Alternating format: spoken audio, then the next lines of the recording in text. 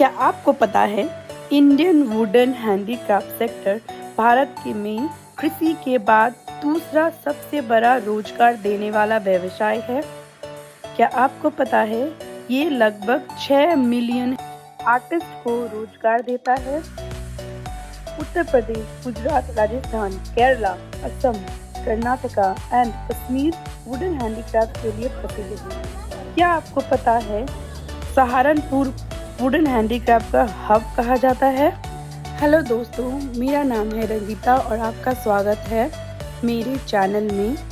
और मेरा आज का टॉपिक है वुडन हैंडीक्राफ्ट। आज हम बात करने वाले हैं वुडन हैंडीक्राफ्ट के बारे में। हैंडीक्राफ्ट से आप क्या समझते हैं? हैंडीक्राफ्ट कारीगरों द्वारा हमारे घरेलू या प्राकृतिक संसाधनों से किसी वस्तु पर नक्काशी करना या किसी वस्तु को अपने हाथों से रूप देना ही हैंडीक्राफ्ट कहलाता है। ये काम हम अपने हाथों से करते हैं, इसीलिए इसकी क्वालिटी और फिनिशिंग अच्छी होती है, जिसके कारण इसमें टाइम भी बहुत लगता है और ये दूसरे उत्पादों से थोड़ी महंगी बिकती है। जब मशीनों का आविष्कार हुआ तो मशीन से बनाए गए उत्पाद काफ़ी सस्ते होते थे, जिसके कारण उसकी खरीदारी बढ़ने लगी। इसका नतीजा ये हुआ कि ये भारत के छोटे छोटे हस्तशिल्पकार और इसका व्यवसाय अस्तित्व खतरे में आ गया। पर धीरे धीरे इस व्यवसाय ने फिर अपनी जगह बना ली। इस व्यवसाय को बहुत प्रोत्साहन दिया जा रहा है। सरकार भी इस व्यवसाय जमकर प्रमोट और सहायता करती है।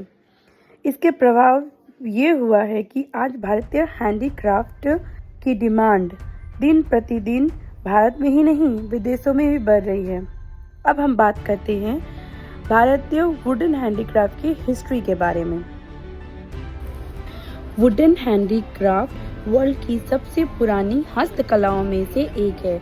यदि हम बात करते हैं अपने देश भारत की, तो भारत में वुडन हैंडीक्राफ्ट इतिहास तो बहुत ही पुराना है। कहा जाता है कि वुडन हैंडीक्राफ्ट भारत में सिंधु घाटी की सभ्यता के समय से ही है। चलिए तो देरी ना करते हुए हम शुरू करते हैं हमारा आज का टॉपिक। लेकिन इससे पहले आप मेरे चैनल को लाइक एंड सब्सक्राइब कर लीजिए। लकड़ी के ऊपर की जाने वाली नक्काशी को या एक लकड़ी के टुकड़े को एक खूबसूरत टॉय तो सजावट के सामान या किसी मूर्त में बदलना ही वुडन हैंडीक्राफ्ट कहलाता है। अब हम बात करते हैं इस व्यवसाय से होने वाले फायदे के बारे में। इस व्यवसाय को करके हम न केवल अच्छा खासा मुनाफा कमा सकते हैं, बल्कि इससे एक बहुत बड़ा रोजगार भी पैदा कर सकते हैं। यही नहीं, इससे टूरिज्म को तो बढ़ावा मिलता ही है, साथ में इसका एक बहुत बड़ा योगदान हमारे कल्चर और हेरिटेज को भी संभाल कर रखने में होता है। ये एक ऐसा इन्वेस्टमेंट है जिसमें इन्वेस्टमेंट कम और प्रॉफिट ज़्यादा होता है। वीडियो में हम आगे जानेंगे कि वुडन हैंडीक्राफ्ट होते कितने प्रकार के हैं। पर इससे पहले दोस्तों, अगर आपको मेरी जानकारी पसंद आ रही है तो आप प्लीज़ मेरे चैनल को लाइक एंड सब्सक्राइब कर दें। अब हम जानते हैं वुडन हैंडीक्राफ्ट के कितने टाइप्स होते हैं। यूँ तो वुडन हैंडीक्राफ्ट के लगभग 6 मिलियन प्रकार के आर्टिज़म बनाए जाते हैं, पर उनमें से कुछ बहुत प्राचीन और प्रचलित है और जिसका निर्यात हम विदेशों में भी करते हैं। इसमें से कुछ उदाहरण हैं कश्मीरी वॉलनट वुड कर्विंग की।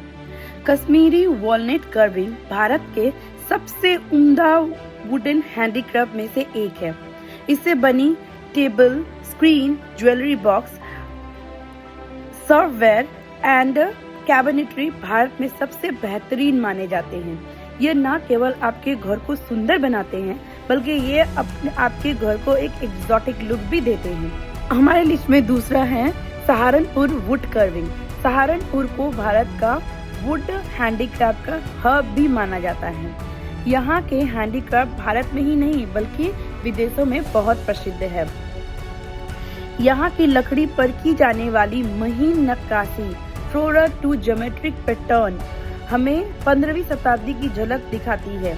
यह यहाँ के फूलदान, शो पीस, सर्ववेयर, वॉल हैंगिंग में एक अलग ही प्राचीनता के साथ नए शैली की झलक मिलती है। हमारी लिस्ट में तीसरी है चन्नापट्टनम टॉय। इस टॉय को एक पर्शियन राजा ने टीपू सुल्तान को तोहफे के रूप में दिया था। टीपू सुल्तान को ये टॉय इतना पसंद आया कि उन्होंने न सिर्फ इसको बनाने के लिए पर्सिया के कारीगरों को बुलाया बल्कि उसको भारत में बसाया।